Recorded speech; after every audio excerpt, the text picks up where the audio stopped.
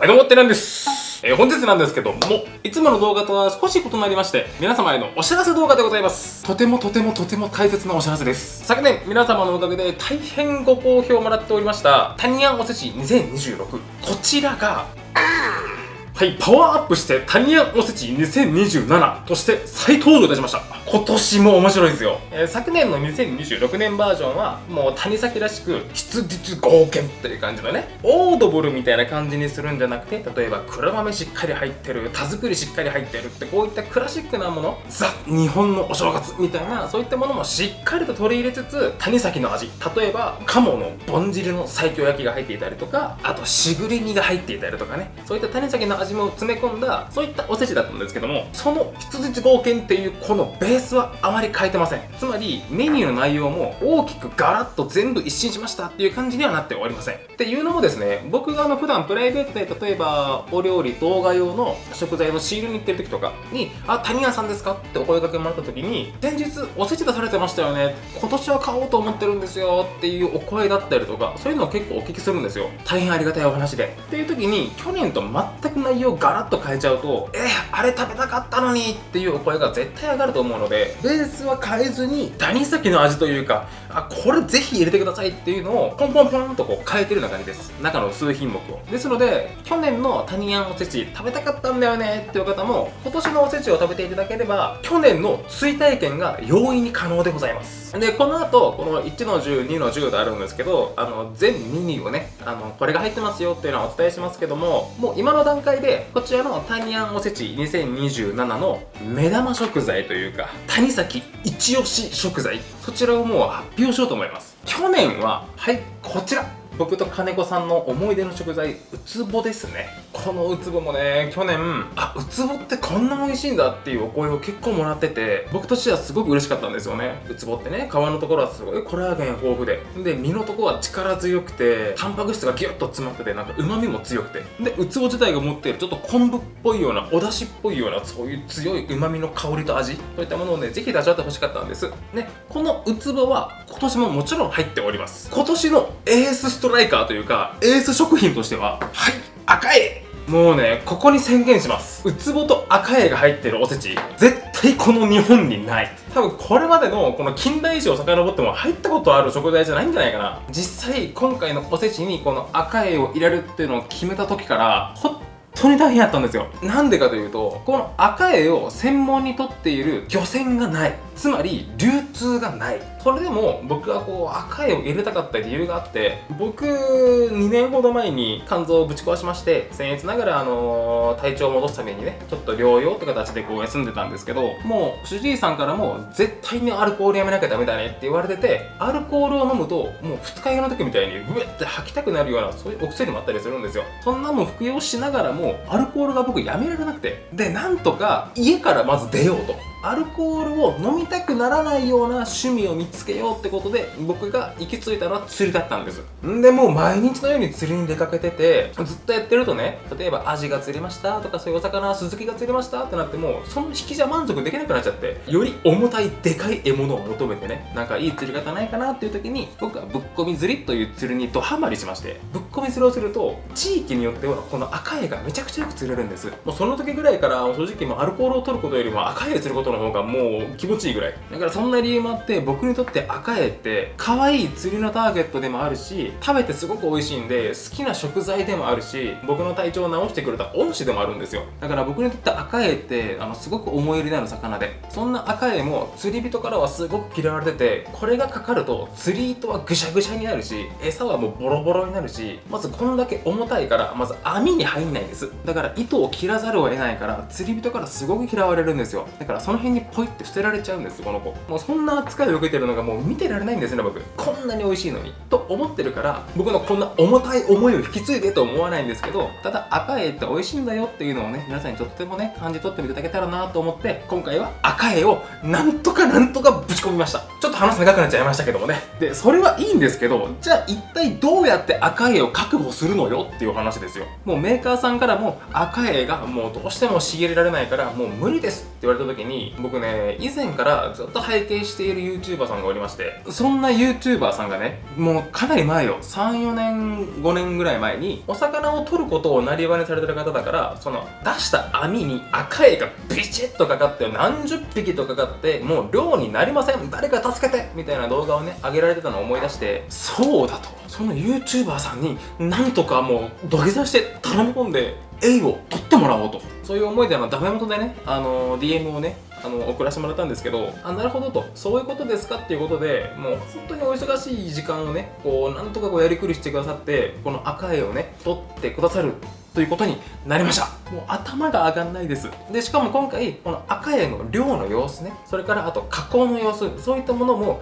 ちょっと見学させていただけるってことになりましたので、ちょっとここからね何分か10分ぐらいになるかもしれませんけども、この赤絵を一体どなたがね取ってくださることになったのか、でそれからどういうふうに漁が行われて、どういうふうに加工がされているのか、そういったところのご様子をねご紹介できればと思いますので、早速 VTR の方へどうぞ。ということでやってまいりました。もう見る方が見れば、あ、ここね、多分すぐにね、お分かりになると思うんですけども、今回のおせち、そのおせちを作るにあたって、もうね、めっちゃくちゃ尽力していただいて、このお方がいないと、今回のおせちはまず完成していない。そういう状況でございます。で、そのお方なんですけども、漁師さんで料理を作られて、そして暴飲暴食系 YouTuber のお方でございます。こちらの方でございます。はい、こんにちは。小島漁師、浜湯です。ありがとうございます。浜湯さんでございます。本当ありがとうございます。とんでもないです。この数十秒前の自宅の僕がエイを狙う船がまずないっていうことでもお伝えしてると思うんですけども、最後の藁にもすがる気持ちで、もう浜湯さんにもう Twitter の DM の方からどうか助けてくださいということで、もう泣きつきまして、なんとか助けていただいたという顛末でございます。で、今回もうお忙しい浜湯さん、お時間作っていただきまして、明日から今回の赤エイの漁の様子、そこをちょっと同行させてもらう形になりましたので、明日よろしくお願いいたします。こちらこそお願いします。頑張りましょう。はい。ではまた明日の映像に移動。はい。というわけで今、船をね、出していただいたんですけども、思ったよりも船、走ったなっていう感覚があって、この時期のエイって産卵っていうか、出産のために結構浅瀬にこう加工とか、よく来てるイメージだったんですけど、実際のとこどんな感じなんですか？近場で取れないこともないんですけど、産卵で丘に集まっている時期っていうのは、はい、実はもう終わっていて、ちょっとね、沖にやっぱ多い時期になってくるので、ここまで走ってきたっていう感じですね。なるほどですね。昨今、結構海水温高くて、魚もあんま取れないみたいな、よく聞くんですけど、小豆島どんな感じなんですか？僕は魚付きで潜ったりするんですけど、はい、海の中見たら魚は割といたりするんですけど、それで昨日網仕掛けてみたら小さなキジハタが2つと小さなまだ1匹だけで、この夏はちょっと厳しいのかなっていう予感はしてます。実際一番最近こう網を出された時の赤エイの取れた枚数って何枚ぐらいだったんですか？2、3週間前にはなるんですけど、十数枚は取れて、でそのうち大きいやつだけ5、6枚それをさばかせていただいたって感じですね。今身だけで200キロを確保してもらってて、だからエイ1トンですからね。本当もありがとうございます。頑張ります。浜湯さんがもう何回も何回も海に出られて、こうやって赤エイを取ってくださるから、今回赤エイのね入ったおせちが実現してますんで、小豆島に足を向けて寝れんですね。ありがとうございます。早速これから網をね出していただくんですけども、その様子をちょっと撮らせてもらってもよろしいですか？はい。じゃあ早速やりましょう。はい、お願いします。はい。僕もね両親というかもう祖父母が漁師だったりもするんで、この網がどんだけ大事なものかって分かりますもん。赤エイってねやっぱでかいから赤エイかかるとこの網破っちゃうんですよ。でうちのじいちゃんとかも漁が終わったらこれを破れたとこをこう縫って大事に使って入れるんですけど、1個何十万ってしますんで、もうすぐボロボロになりますからね。そうですよね。はい。じゃあ入れます。はい、お願いします。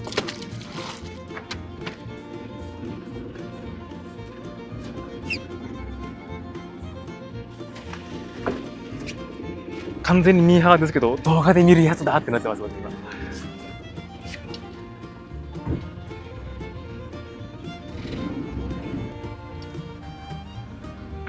今。浜湯さんの動画をね、いつもご覧の方はもう分かると思うんですけど、先にブイをポンと置いて、船がずーっとこう下がりながらこう今網をこう出してるところです。今ポイント的にはすぐそこに今島があって、浅いっちゃ浅いんですね今ね。ポイントとしてはやっぱり着きました。じゃあもうポンと。はい。い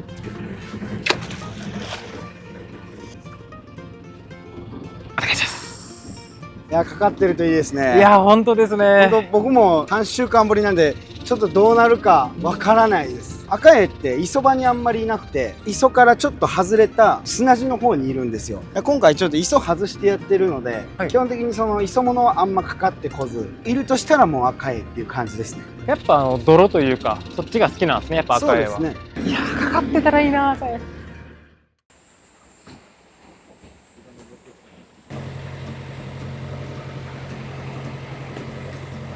で、繰り方なんですけど、はい、基本的にはこの緑の方を持って輪っかにして置いていく感じで、持って輪っか離す、持って輪っか離すみたいな感じで、はい、乗せていただきます。来てくれいやー、緊張する。もう適当にあ、でも可愛い。ありがとうございます。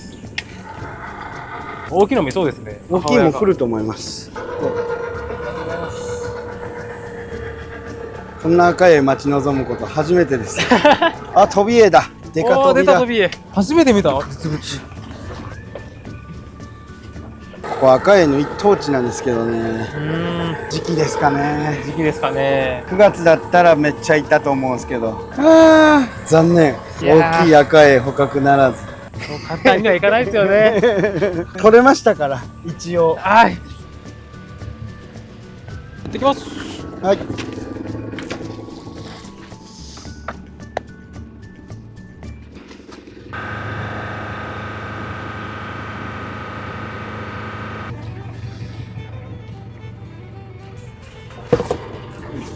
頼むぞ、でかいやつ。お、カニだ。おお、見たいなー、あのオレンジのお腹。トビエイかい。お前かい。もう可愛いけどね。赤エイが引っ越ししてトビエイが来たんですかね、この海域。でもこれが現実ですよね、実際ね。ですね。うじゃうじゃうるってなっても来ない時は来ないし、自然が相手ですもんね。でもしょうがないです。見たかったけどね、赤エイの姿はね。というわけで浜家さん、はい。3日間ありがとうございました。とんでもないです。あまりお力になれず申し訳ない。本当お忙しい中、3日間ずっと網を出してくださってて、神様は微笑まなかったんですね。ですね。小さいね、赤いが取れたんですけど、加工できる大きいサイズが取れなかったということで。こんなこともあろうかとですね、はい谷谷さん、実は赤エイを別で捕獲して持ってます。ありがとうござい用意ます。してます。こちらです。赤エイだ。ちょうど食べ頃サイズですね。そうですね。で、今回赤エイに関しては、浜優さんの方で確保していただいて、で、その後の加工というのを、浜優さんのチャンネルをね、ご覧の方ならも皆さんご存知と思いますけども、松岡さんの方で加工していただいております。で、今来ておりますのが、松岡さんの職場です。今回ね、松岡さんのその加工のところをね、撮影させてもらえればということで、早速お邪魔していきたいと思います。はじめまして。大成でございます。はじめまして、松岡です。よろしくお願いします。皆さんご存知の松岡さんでございます。はい、よろしくお願いします。す。実際に今回のおせち用の赤いもこちらで加工していただけるんです。はい、そうです。とんでもない量やったでしょう。そうなんです。申し訳ないです。さばいているところを実際に少し見せていただいてもよろしいですか。はい、わかりました。よろしくお願いします。はい、じゃあさっき尻尾落とします。はい。で、ぬめりがすごいんで、ちょっとぬめりを見ます。はい。これが殺菌された水ですよね。そうです。はい。そうなんですね。すっごいですよね、このぬめり。すごいですよね。無限に出てくる。純粋に松岡さんのさばきがこう間近で見れるっていう混乱もありますけど、この赤いがここでこうさばかれるのを実際に見るとなんかこう感慨深いものがありますね。深いです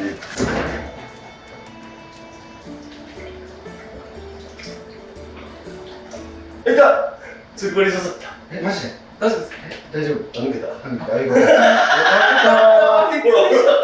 じゃあちょっと洗います。はい。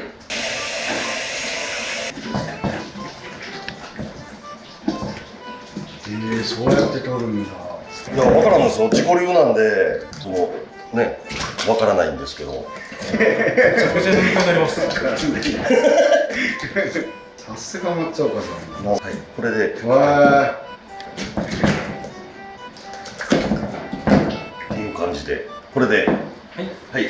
で、ここが多分もう使えないと思うんで、いつも。はい。これで落としてます。これで皮引くんですけど、はい、僕包丁でよう引かんので、いつもペンチで引っ張る。あ、そうなんですね。ちょっと最初力いるんですけどね。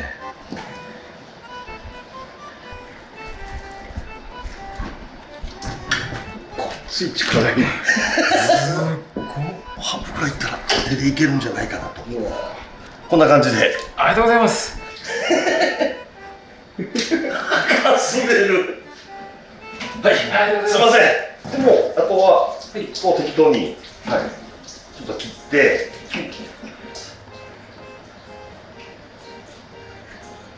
こんな感じで、はい。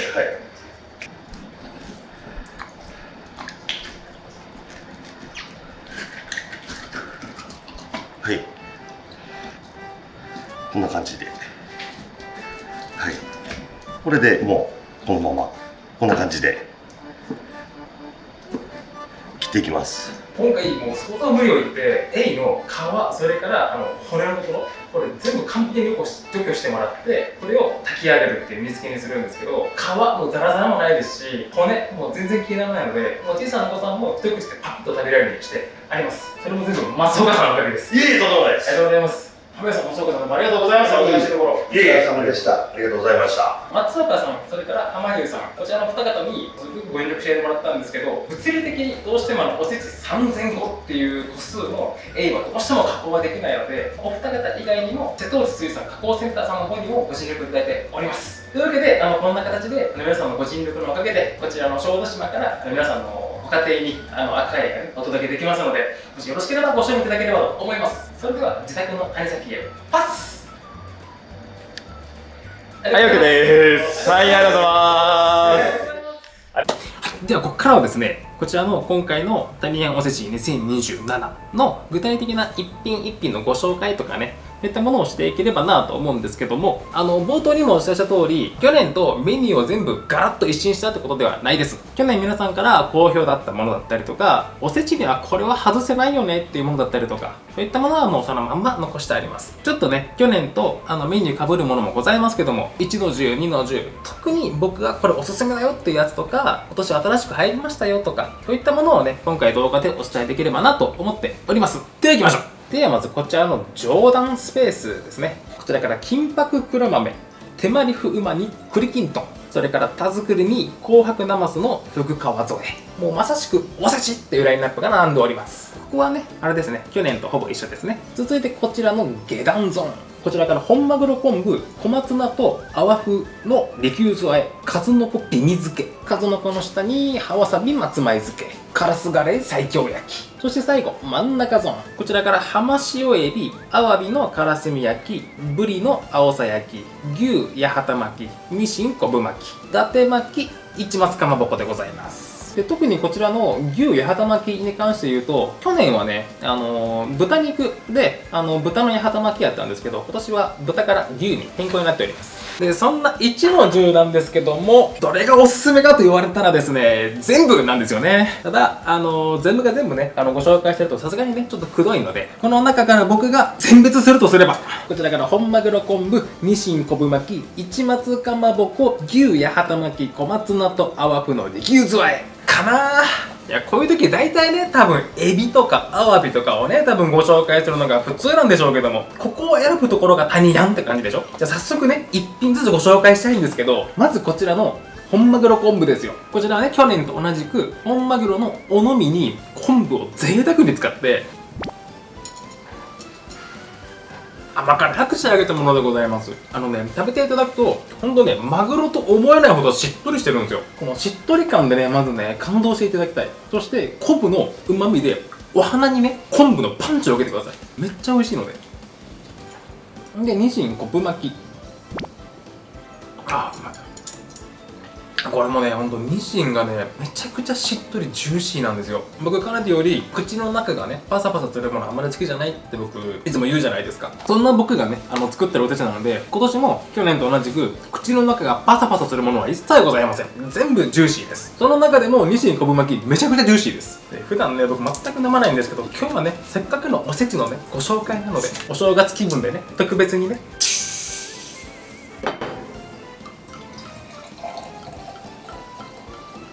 微炭酸の日本酒でそりゃ合うよねってね。で、今回のおせち、全体的に味付けが上品とかそういった感じじゃなくて、去年と同じく結構味わいね、しっかりとしてるので、ご飯にも合うし、もちろんね、お正月ですんでね、お酒にもぴったりだと思います。で、続いて、市松かまぼこ。これね、去年ご紹介できなかったんですけど、このかまぼこね、めっちゃ美味しいんですよ。こちら神奈川県の小田原かまぼこっていうね、小田原の名産なんですけど、コシがしっかりとしてて、なおかつ、魚の切り身の味見が濃い。めちゃくちゃ美味しいので、おすすめです。かまぼこなんてどれも一緒でしょと思うかもしれないですけど、食べていただいたら分かります。あ、これは違うってなります。で、続いて牛やはた巻き。こちら一度表面を焼いてから炊き上げてるんで、まずね香ばしいので、牛自体もしっとりだし、これはおそらくお子さんも好きだろうし、お父さんもねお酒のあてとしてねとても好きな味だと思います。で、最後が今年新しく新登場の小松菜と泡風の利休酢あえ。利休酢っていうのが利休がごまって意味なので、ごま酢あえですね。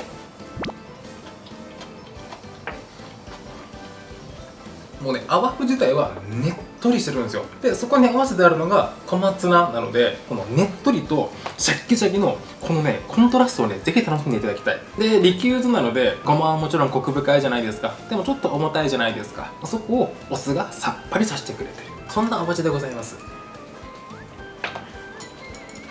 で、まだまだね、例えばカラスガレーの西京焼きとかね、ご紹介したいものはいっぱいあるんですけども、2の10の方にもねご紹介したものがいっぱいございますんでね、1の10はとりあえずこれでおしまい。はい、続いて2の10。じゃあまずこちらも上の段から。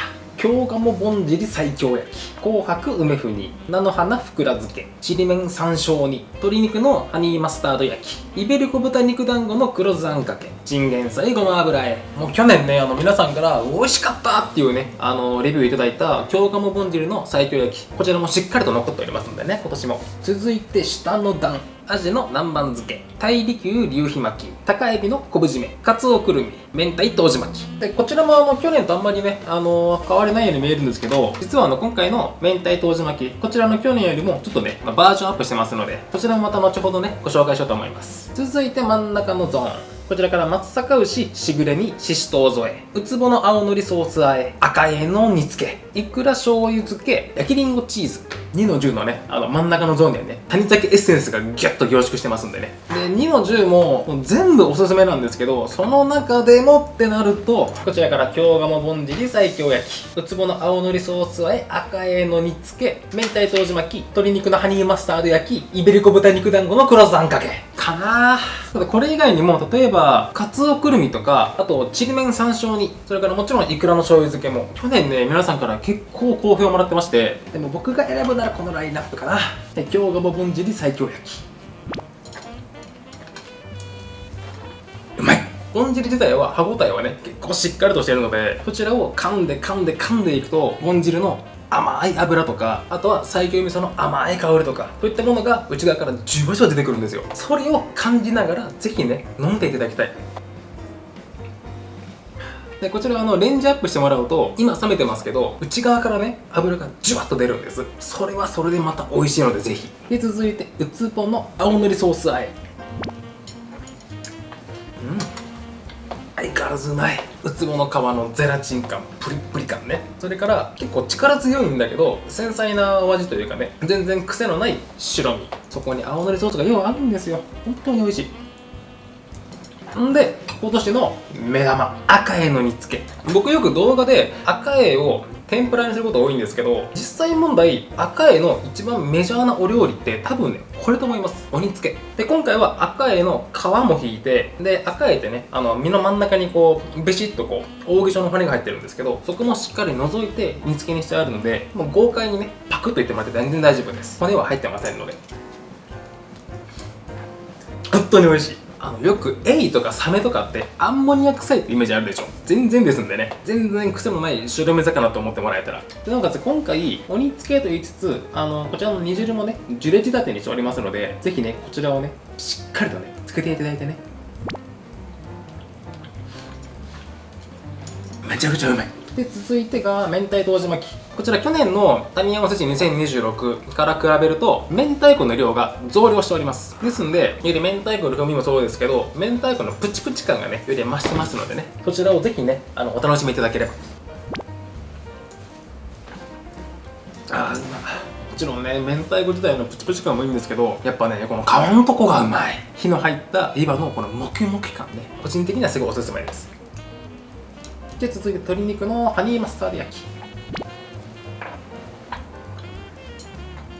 こちら今年のおせちのねメニューを決めるときにもっとハニーとマスタードをしっかり加えてハニーマスタード感強くしてくださいってね僭越ながらちょっと申し上げたんですけど、もうその通りにハニーとマスタード感ビシッと決まってるのでお酒にもご飯にもよう合うと思います。で最後がイベリコ豚肉団子の黒酢あんかけ。うまい。いい意味でおせちっぽくないんですよ。ですんでちょっとおせち味飽きてきたなっていう時の箸休めにちょうどいいと思います。で特にお子さんもねきっとお好きな味でしょうから、日本酒飲んでる方のお子さんも多分皆さんがねお好きな味と思います。2の10はこんな感じかな。はい、ではここからはですね今回の谷山おせち2027の予約方法だったりとかそういったことのねお知らせでございます。今回のこちらの谷山おせち2027、こちらの予約開始がこの動画をもちまして本日8月7日金曜日の20時からでございます。で一応今回の2027の特典といたしまして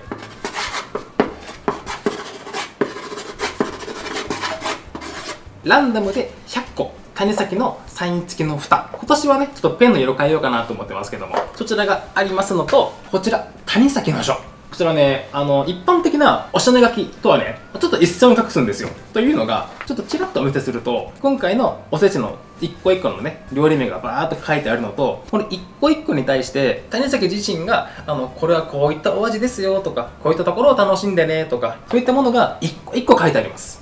例えばですけども2の10のウツボの青のりソース和え、気まぐれな師匠との思い出の食材、コラーゲンたっぷりな皮の食感と癖のない白身をたっぷりの青のりと一緒にご賞味ください。こんな感じでね一個一個ご紹介しておりますので、できればねこちらをお読みいただきながら一個一個食べてもらえると楽しいかなと思います。そんな谷崎の書と、で続いてこちらがカレンダーですね。で今回のカレンダー裏面にですね購入者様限定の URL があったりします。こちらほんと短いですけども限定の動画があったりしますので、もしよろしければご覧ください。で今年のカレンダーあんまりね見せられないんですけども、1年12ヶ月のうち谷崎が大体どんなことを考えながら12ヶ月間過ごしてるのかっていうのがちょっと書いてあります。例えばですけど、もうそろそろいくらの時期が始まるねとか、なんかどんな思いで谷崎が12ヶ月間過ごしてるのかっていうのが少し書いてありますので、もし興味があればご覧ください。でそんな谷山おせち2027気になるお値段でございますけども、税抜きで29,800円でございます。税込みで32,184円です。でご注意いただきたいのは、この税込み金額とはまた送料別となっておりますので、全国一律1650円またかかってくるという感じでございます。でお買い求めいただける URL は僕の概要欄と、それから僕の固定コメント、そちらの方にメーカーさんの URL と、あと楽天市場さんの URL、こちら2つ記載しておりますので、そちらからお買い求めいただければと思います。で今年も販売予定数に到達し次第販売終了って感じでございますので、ご興味がある方はお早めにねお買い求めいただければと思います。でこちらおせちの到着予定日なんですけども、皆様のお住まいの地域だったりでちょっとね前後することはありますけども、一応12月の29日でございます。でこちらは予定変更っていうかお届け予定日が変更できませんので、合わせてご注意ください。でこちら受け取っていただいた後の例えば解凍方法だったりとか、冷凍の状態での保存期間だったりとか、あとお召し上がり方とか、そういったところはね概要欄に記載しておりますので、こちらも確認していただければと思います。っていうところかな。